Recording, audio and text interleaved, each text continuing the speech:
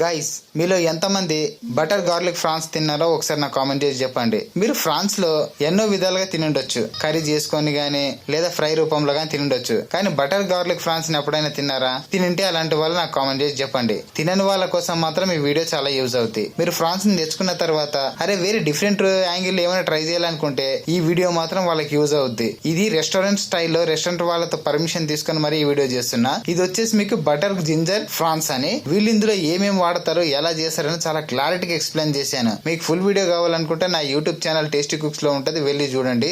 అందులో చాలా మంచిగా ఎక్స్ప్లెయిన్ చేశాను. సో ఇలాంటి డిఫరెంట్ ఫుడ్ వీడియోస్ కోసం మా ఛానల్ని ఫాలో చేయండి, లైక్ చేయండి.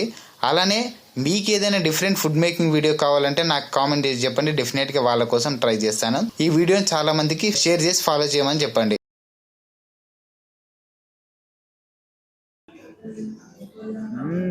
నిజంగా చాలా టేస్టీగా ఉంది.